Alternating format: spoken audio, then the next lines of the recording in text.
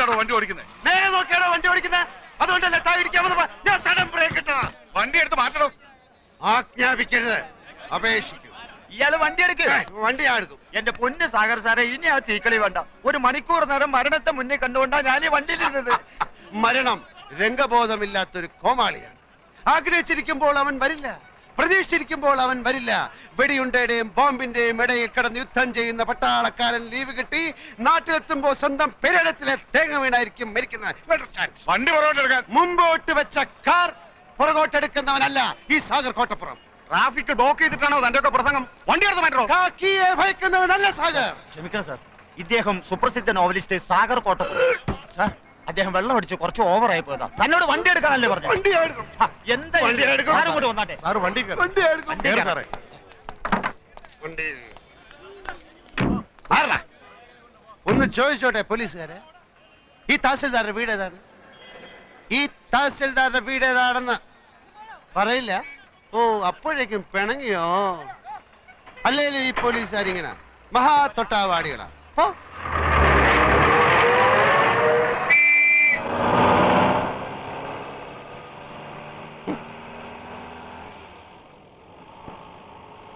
ഡ്രൈവറെ, തഹസിൽദാരുടെ വീട് അന്വേഷിച്ചു.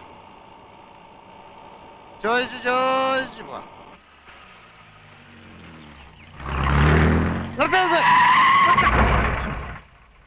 ഈ വീട് കണ്ടിട്ട് ഒരു തഹസിൽദാരുടെ വീട് പോലെ തോന്നുന്നില്ലേ? ഇത്രയും വലിയ ബംഗ്ലാവോ? ആയിക്കൊടുന്നില്ല. എന്നാലും സംശയം തീർത്തിട്ട് പോവാം.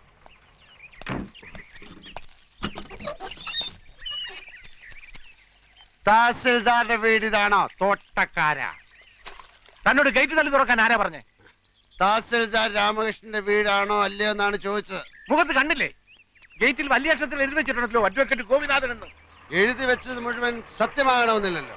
ഉദാഹരണത്തിന് ഞാൻ എഴുതുന്ന നോവലുകൾ വായിച്ചു കാണും തുഷാരങ്ങൾ, അത് മുഴുവൻ സത്യമാണെന്നാണ് വിചാരം. അല്ലേ? അല്ല, വെറും ഭാവന. ആനയുടെ വലുപ്പം ആനയൊക്കെ അറിയില്ല. കേരളം മുഴുക്കെ അറിയപ്പെടുന്ന നോവലിസ്റ്റാ സാറ്. മനുഷ്യ ഹൃദയങ്ങളെ എടുത്ത് അമ്മാനമാടുന്നയാൾ. ഞാൻ സാറിന്റെ ഒരു ആരാധകരാന്ന് അറിയാലോ. സാഗർ കോട്ടപ്പുറം വെള്ളമടിച്ച് ബഹളം ഉണ്ടാക്കിയത് നാളെ വല്ല പത്രത്തിലും വന്നാൽ ആർക്കതിന്റെ നാണക്കേട്? ആ പത്രത്തിന് കേരളത്തിലെ എല്ലാ പത്രവും വാരികയും എന്റെ ഒരു നോവല് കിട്ടാൻ നെട്ടോട്ടം ഓടുകയാണ്. എനിക്കെതിരെ ആരും ഒന്നും എഴുതുകയല്ല. എന്നാ സാർ വണ്ടി കയറി. അങ്ങനെയാണെങ്കിൽ ഞാൻ വണ്ടി ഓടിക്കും. സാറ് വണ്ടി കയറി. വണ്ടി ഓടിക്കും.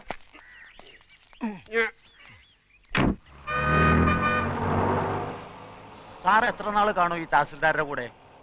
30 ആഴ്ചക്കുള്ള ഒരു തുടരൻ ഉടൻ വേണം. ഒരു സർവീസ് സ്റ്റോറിയാണ് ഉദ്ദേശിക്കുന്നത്. ഒരു സർക്കാർ ഓഫീസിലെ അഴിമതി, കുതികാൽ വെട്ട്, പ്രേമം, ഗർഭം, അതൊക്കെയാ വിഷയം. അപ്പൊ സർക്കാർ ഓഫീസിലെ രീതികൾ, ദൈനംദിന ജോലികൾ, മറ്റ് വിശദാംശങ്ങൾ, രാമകൃഷ്ണനുമായ ഒരു ചർച്ച. അതിപ്പോ എത്ര ദിവസം എടുക്കുന്നൊന്നും പറയാൻ മേല. ഈ രാമകൃഷ്ണനെ തഹസിൽദാരായി ഇങ്ങോട്ട് സ്ഥലം മാറ്റം വാങ്ങിച്ചു കൊടുത്ത ഞാനാ. നല്ലവനാ, പക്ഷെ ഒരു കുഴപ്പമേ ഉള്ളൂ, 3 പെഗ് കൂടുതൽ അടിക്കുകയല്ല. ഞങ്ങള് രാമവർമ്മ ക്ലബിലെ ചീട്ടുകളി ഫ്രണ്ട്സാ. സാറ് ചീട്ടും കളിക്കൂ? ആ, കാശ് വെച്ചേ കളിക്കൂ. സാറിന്റെ നായകന്മാരൊക്കെ എന്തുമാത്രം സൽഗുണ സമ്പന്നന്മാരാ. ആ നായകന്മാരുടെ സൃഷ്ടാവ് ഇങ്ങനെയുള്ള ആളാണെന്ന് ആരാധകർ അറിഞ്ഞ ഒരു തേങ്ങയിലടോ. എടോ, താനടക്കമുള്ള എന്റെ എല്ലാ ആരാധകന്മാരും വെറും കിഴങ്ങന്മാരാ. എന്താണോ എന്റെ നോവലുള്ളത്?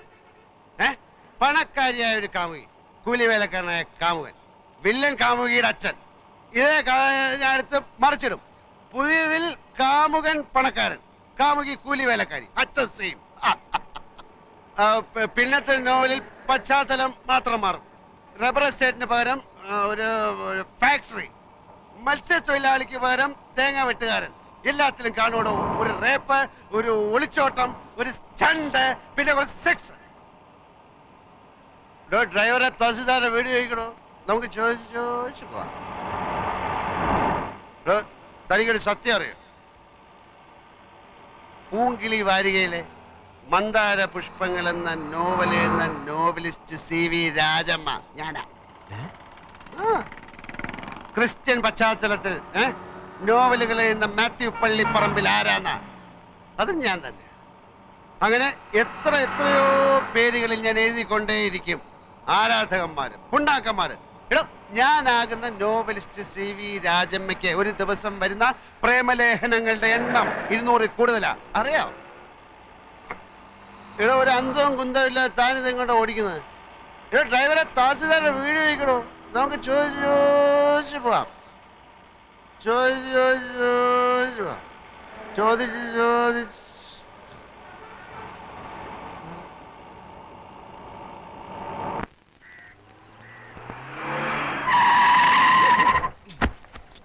ആ ഇത് തന്നെ വീട്. ആരുടെ വീട്? ആരുടെ വീടാ സാർ അന്വേഷിച്ചത്? ഇവിടെ ഒരു ചോദ്യത്തിന് ഉത്തരം മറ്റൊരു ചോദ്യമല്ല. ആരുടെ വീട് എന്നാണ് ഞാൻ ചോദിച്ചത്. നമ്മൾ തഹസിൽദാരെ വീടെത്തി സാർ. തഹസിൽദാരുടെ വീട്. തഹസിൽദാർ കുപ്പിയിലെ ബാക്കിയില്ലേ? ഇനിയും വേണോ സാർ? കുപ്പിയില് ബാക്കിയില്ലേ എന്നാണ് ചോദിച്ചത്. തഹസിൽദാരെ!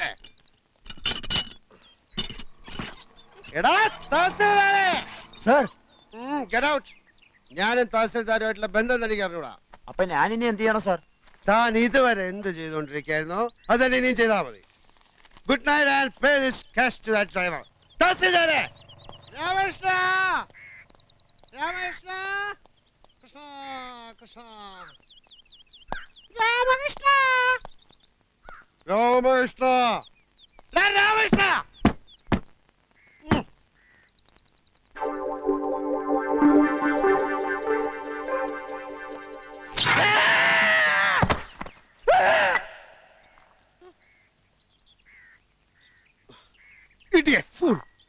തഹസിൽദാരാണ് അത്ര തഹസിൽദാർ. ഇവിടെ ഒരു സ്വിച്ച് നന്നാക്കി വെക്കാൻ അറിയാത്തവനാണോ ഒരു താലൂക്ക് നന്നാക്കാൻ നടക്കുന്ന റാസ്കൽ? പഠിച്ച മദ്യവും വേസ്റ്റായി.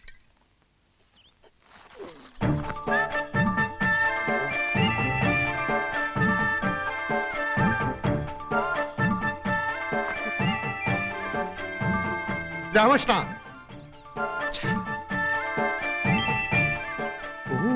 ഫ്രിഡ്ജൊക്കെ ഉണ്ടോ? ഇപ്പൊ സോഡ കാണും. ഇതിനകത്തേക്ക് ഞാൻ എങ്ങനെ അത് കടക്കുന്നത്?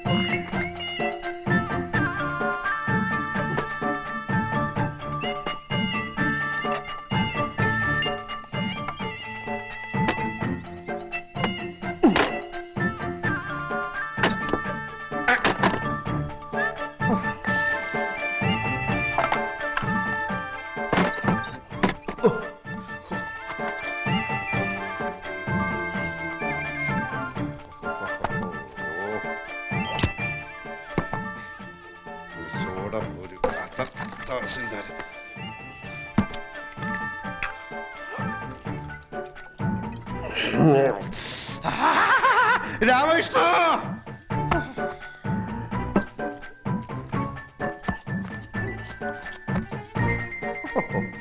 ഇവൻ ഫുൾ സെറ്റപ്പിലാണല്ലോ.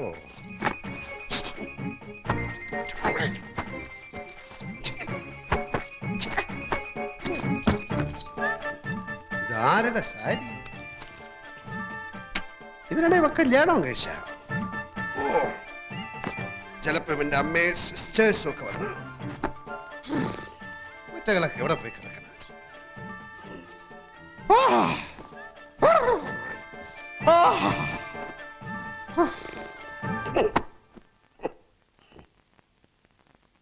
ഒരു മുണ്ടു കിട്ടാൻ എന്ത് വഴി? നഗ്നത!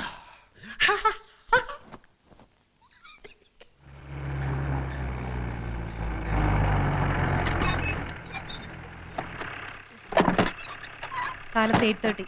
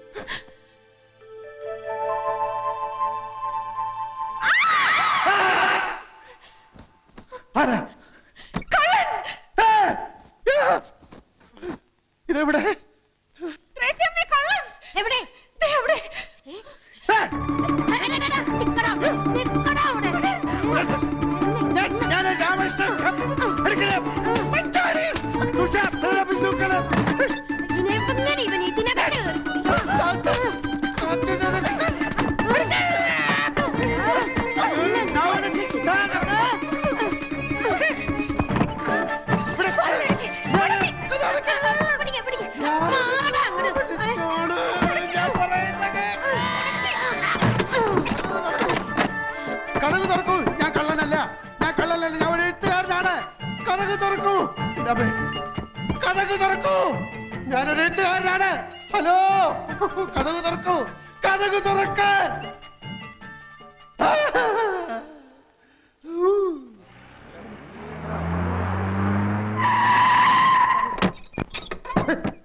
ഞാൻ കള്ളനല്ല, ഞാൻ പ്രസിദ്ധ നോവലിസ്റ്റാണ്. ഞാൻ പ്രസിദ്ധ നോവലിസ്റ്റാണെന്ന്. സാഗർ, ഞാനൊരു പ്രസിദ്ധ നോവലിസ്റ്റാണ്. ഞാൻ പ്രസിദ്ധ നോവലിസ്റ്റ്, ഞാൻ കള്ളനല്ല, നിരപരാധിയാണ്. ഞാനൊരു പ്രസിദ്ധ സാഗർ, പോലീസേ, ഞാൻ കള്ളനല്ല, ഞാൻ കള്ളനല്ല പോലീസേ.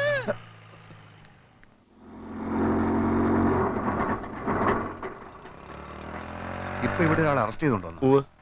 അയ്യോ, മോഷ്ടിക്കാനൊന്നും അല്ല മാഡം, ഒരബദ്ധം പറ്റിപ്പോയതാ. അദ്ദേഹം പ്രസിദ്ധനായ നോവലിസ്റ്റ് അല്ലേ? യെസ് യെസ്, അത് വേണ്ട വിധത്തിൽ ഞാൻ കൈകാര്യം ചെയ്തോളാം. ആ ശരി ശരി, ഞാൻ ഏറ്റു. സാഗർ, താനേതിപ്പം പാതാളത്തിൽ പോയി കിടക്കായിരുന്നോ? താനല്ലേ ഇവിടുത്തെ തഹസിൽദാർ? എന്തുണ്ടാവാൻ? പോലീസുകാരെടുത്ത് നന്നായി പെരുമാറി. ഭാഗ്യത്തിന് ഇവിടുത്തെ SI ഒരു ബോർണ, എന്റെ നോവലുകളുടെ ആരാധകൻ. താനിതുവരെയും തഹസിൽദാരായില്ലേ? അതൊക്കെ പറഞ്ഞാൽ ഒത്തിരി ഉണ്ട്. ആ വീട്ടിൽ എന്താ സംഭവിച്ചത്? ഒരു കിഴങ്ങെ തന്റെ വീടാണെന്ന് കരുതി പുറവേശത്തെ വാതിലിന്റെ ഓടാമ്പൽ ഇളക്കി ഞാൻ അകത്ത് കയറി മൂക്കറ്റം വെള്ളം അടിച്ചോണ്ട് ഈ മാക്സി കൊടുത്തോണ്ട് അവളുടെ കട്ടിൽ കിടന്ന് ഉറക്കിപ്പോയി. സോറി, അയ്യോ, പറ്റിപ്പോയി. സാഗർ സാറേ, അപ്പോഴേ സാഗർ സാറേ, താൽഷീദാർ വിടുന്ന ലക്ഷണമില്ല. കേസാക്കണമെന്നാ പറയുന്നത്. ഞാൻ പുതിയ തഹസിൽദാരുടെ ഫ്രണ്ടാണെന്ന് പറഞ്ഞില്ലേ? അതാ കൂടുതൽ കുഴപ്പമായത്. ആ റാസ്കളുടെ ഫ്രണ്ട് ആണെങ്കിൽ മനഃപൂർവ്വം വീട്ടിൽ അതിക്രമിച്ച് കിടന്നായിരിക്കും അത്രേ. റാസ്കൽ എന്ന് പറഞ്ഞോ? പറയും. ഒരു തഹസിൽദാരും വേറൊരു തഹസിൽദാരെ റാസ്കൽ എന്ന് വിളിക്കുക? എന്റെ സാഗറെ, ആ പെണ്ണും പിള്ളേ എനിക്ക് ചാർജ് തരാതെ ഉടക്കി നിൽക്കുക. അപ്പോ സാറാണോ ഈ പറഞ്ഞ? അതെ, ആ റാസ്കൽ ഞാൻ തന്നെയാ. സോറി സർ, ഇരിക്കണം.